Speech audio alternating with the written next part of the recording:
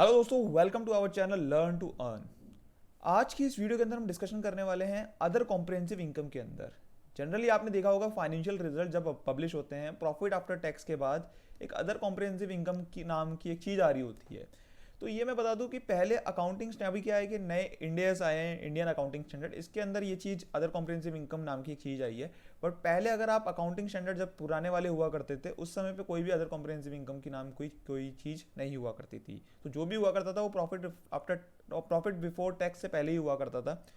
मतलब वहीं के अंदर ही आपको प्रॉफिट बिफोर टैक्स से पहले ही जो भी चीज़ें होती थी वो सारी की सारी आपको एडजस्टमेंट करनी पड़ती थी। अब मैं अगर बात करूं अदर कॉम्प्रिहेंसिव इनकम की, तो अदर कॉम्प्रिहेंसिव इनकम का आप जनरली आप इस तरीके से सोचिए कि कोई भी एक ऐसी चीज़, कोई भी ऐसी इनकम, एक्सपेंस, लॉसेस, गेन्स, कोई भी ऐसी एक चीज़ जो अभी तक रियलाइज नहीं हुई है।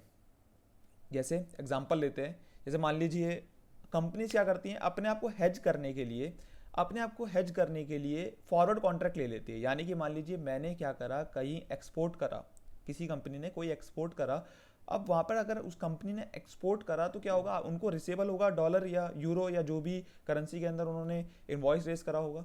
अब उस करेंसी की फ्लक्चुएशन से हेज होने के लिए, हेज करने के लिए अपने आप को कंपनी क्या करती है, फॉरवर्ड कवर ले लेती है। फॉरवर्ड एक तरीके की फ्यूचर की तरह ही होता है, जैसे फ्यूचर आपने देखा है उसी तरीके से फॉरवर्ड कवर होता है। तो फॉरवर्ड कवर के अंदर कंपनी क्या करती है, ओवर द मतलब बैंक के पास जाती है, उससे बोलती है कि मेरे को एक फिक्स रेट का एक फॉरवर्ड कवर दे दो ताकि मैं अपने आप को हेज कर सकूं। मतलब जो जो अमाउंट है, जो रियलाइजेशन है, उसको हेज कर सकूं और अपनी प्लानिंग अकॉर्डिंगली कर सकूं।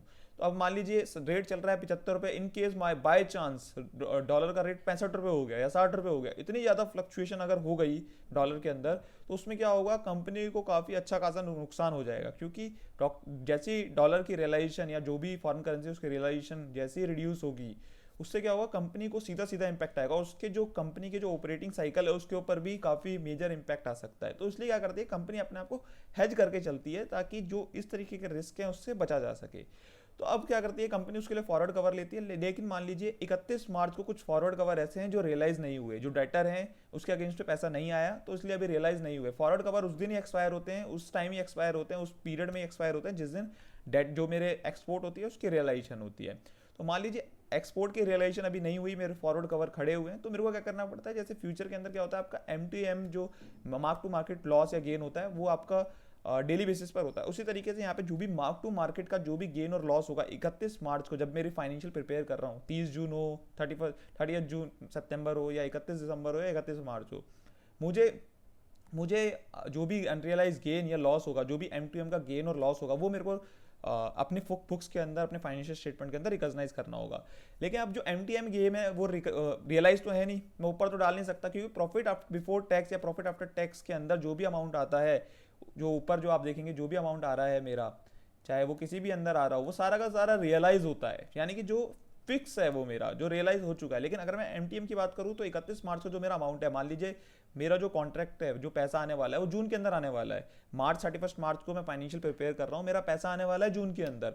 तो अगर मैं 31 मार्च को उसको रियलाइज तो बोल नहीं सकता, मुझे उसको अनरियलाइज बोलना पड़ेगा। तो अगर मेरा अनरियलाइज है, मेरी फिक्स इनकम तो है नहीं, वो समझ रहे हैं आप। मान लीजिए कोई भी जो मेरी अमाउंट है वो फिक्स अमाउंट तो है नहीं, अभी वो रियलाइज तो हुआ नहीं है, तो मुझे क्या करना पड़ेगा, वो मुझे अदर कॉम्प्रिहेंसिव इनकम के अंदर उसको कंसिडर करना होगा। इसलिए अगर आप देखेंगे जब कंपनी ईपीएस भी निकालती है, अर्निंग पर शेयर प्रॉफिट भी निकालती है, तब वो अदर कॉम्प्रिहेंसिव इनकम को कंसीडर नहीं करती, सिर्फ प्रॉफिट आफ्टर टैक्स को कंसीडर करती है, क्योंकि वो मेरा profit after tax is a realise profit. Other comprehensive is not a realise profit, तो अदर कॉम्प्रिहेंसिव इनकम को एक्सक्लूड करा जाता है। आपको आई होप समझ में आएगा। अदर कॉम्प्रिहेंसिव इनकम को थोड़ा सा ब्रीफ में समझते हैं दोबारा से। अदर कॉम्प्रिहेंसिव इनकम का मतलब होता है कि कोई भी ऐसा गेन, लॉस, रेवेन्यू, एक्सपेंसेस, कोई भी ऐसी चीज जो अनरियलाइज है अभी, उसको मेरे को अदर कॉम्प्रिहेंसिव इनकम के अंदर डालना होता है। आई होप आपको अदर कॉम्प्रिहेंसिव इनकम के बारे में पता चला होगा। अगर कोई आपका फिर भी कोई डाउट है तो यूट्यूब के कमेंट सेक्शन में कमेंट करके आप पूछ सकते हैं। अगर वीडियो पसंद आई तो लाइक जरूर करिएगा, चैनल को सब्सक्राइब जरूर करिएगा। Thank you so much.